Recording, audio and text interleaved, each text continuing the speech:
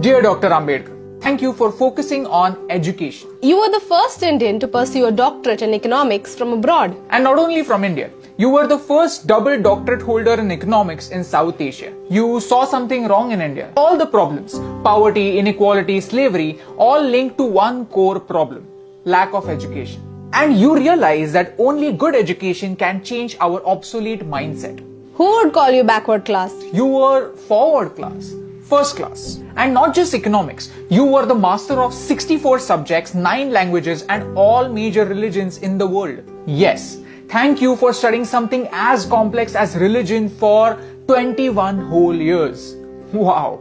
Dear Dr. Ambedkar, you fought for the freedom of your people. I mean, the people from villages. You had received world-class education from abroad after having struggled for your entire life. And yet, you came back. You came back to make sure that your fellow Indians don't have to fight again. Let me tell you a small story from Mahad, a village in Maharashtra where the untouchables were denied access to clean drinking water.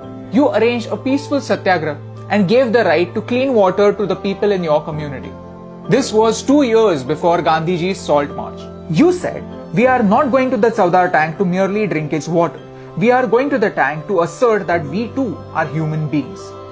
Dear Dr. Ambedkar, thank you for considering knowledge as your true legacy. Your personal library, Rajgriha, has more than 50,000 books and that remains the largest private library in the world. Dear Dr. Ambedkar, we as Indians were lucky to have a scholar like you to guide us and write our constitution.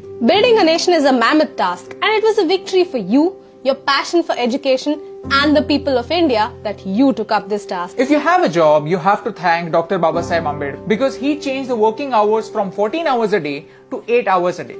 Mondays would have been even more blue had it not been for Babasaheb Ambedkar. Today, on one hand, we have the social evils of casteism in the backward parts of India, and on the other, we have something like reservation, which was intended to create equality, to create equal opportunities. I feel sad that both these issues are not addressed correctly but used as vote banks by our leaders. Leaders, I don't think leaders is the right term. I don't think they are leaders, they are politicians because they play games with us.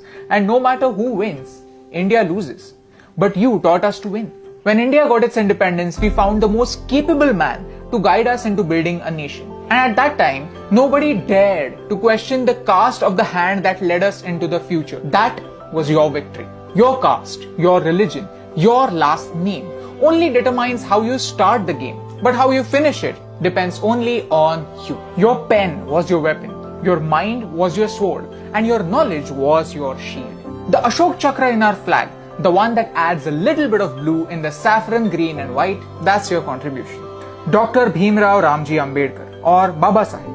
You're the father that made India into one giant family, and you had the vision that every member of this family should have an equal right. Every member of this family is an equal member. Today, I want to remember you and your work because we need it. We need to realize that all of our problems have only one permanent solution: good education. Not the one that remains in the books, but the one that reflects in our action. You showed us how, and that's the reason why I love you.